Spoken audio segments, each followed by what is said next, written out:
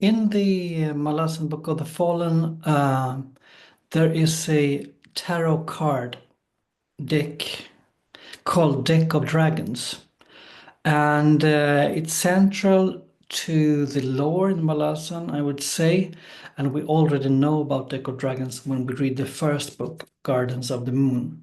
So in this video, I will talk a bit about the Deck of Dragons and my perception of that. I'm curious on your comments and your views on Deck of Dragons as well. Um, First of all, it's a tarot card deck, and I have a tarot card here. Tarot, you say in Swedish, so tarot card. I have some cards to show you, just for the to frame the video and the discussion. We have the King of Swords. Here I have the High Priests. Reminds me of a character in Malazan Book of the Fallen. I won't tell you who. Maybe you know who I'm thinking about. And we have Queen of Wands. So, Queen of Wands, and we have Queen of Cups, for example. So tarot cards are sometimes big. They can look like this. It's a practice many centuries back in the world, and in Malazan it's used. And when I talked to Steven Erickson, we talked a bit about Carnevale. It's a HBO TV show. If you haven't seen that, do it. Tarot cards, very central there, and actually a bit similar to the tarot deck in card deck in Malazan.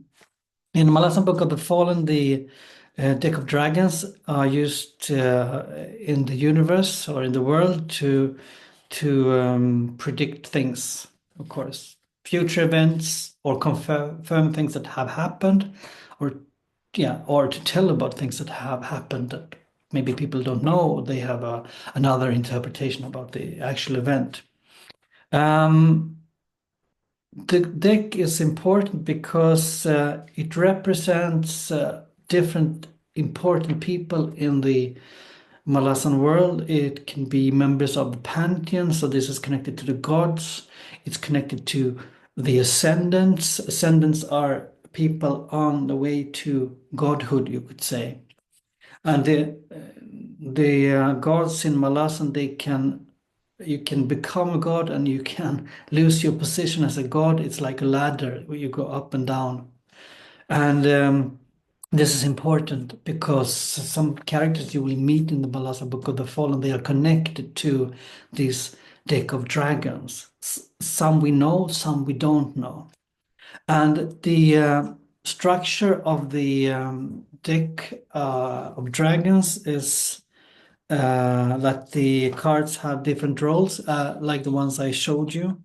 And we can take High House of Death, for example.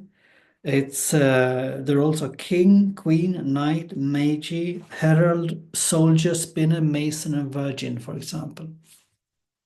We also have, for example, High House of Shadow. Then we have King, Queen, Assassin, Magi, and Hound.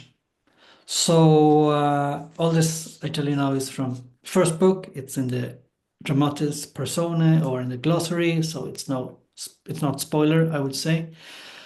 However, the like with warrants, there is a limited number of warrants that we know from the start, and that will maybe change later. It will change later because you will get more knowledge. We know some of the houses that are connected to the deck of dragons from the beginning, and that might and will change, of course, later. So I wouldn't say it's spoilers, probably a teaser more because this is very exciting. The deck of dragon is used by, of course, a card reader who can lay out the cards and can interpret cards for you. They have usually, of course, some kind of magical power. The interpretation of the cards vary depending on where the cards are laid out, where and when. I mean, geographical location and when it happens during the storyline in Malazan Book of the Fallen, and also in the novels of Malazan written by Ian C. Esselmont. Interesting, I think, is that Like in our world, some people believe in deck of dragons, and then other people think it's a hoax or something that is made up, something that is made only to for the person who reads the cards to earn money. So there is this ambiguity and this shady area when it comes to deck of dragons in the Malazan Book of the Fallen and other Malazan books, and I enjoy that a lot. Um, Another thing that is important is how the cards are laid out on the table. That's common in tarot. And so I will show you a few pictures here from a tarot book I have. I don't use tarot cards myself because of my interest for spirituality. I think tarot cards are interesting for me just to read about. And so I bought a book about tarot cards. And the cards I showed you is from that. Uh, the time when I bought the cards and the book. So here we have one way to spread the cards. See that? And we also have a other kind of way to lay out the cards like this. Sorry for the picture quality. Sometimes it's good here, sometimes it's not. And I think I have another way of spreading out cards.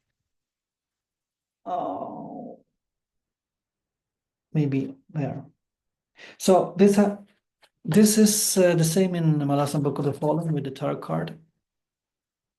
And it gives a very special feeling. And it's very interesting when the cards are laid out. And I think if you haven't read the books, when it happens, be attentive, read closely. You won't get everything at once, but remember it.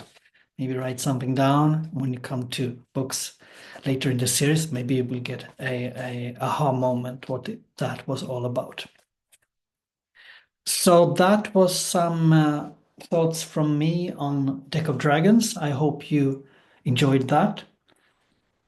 Earlier today, I posted a video on Warrens, now Deck of Dragons. Next video, it comes close to think that it will be about gods because Deck of Dragons is connected to the Pantheon. I also want to make a video on the races in the Malazan Book of the Fallen because that is important in connection to the Warrens, for example. Lore can mean a lot of different things. It can mean geography as well, and it can mean, yeah, cultural things in the Malazan world. If you have a wish for me what I should make a lore video about, why not comment that here in the field below.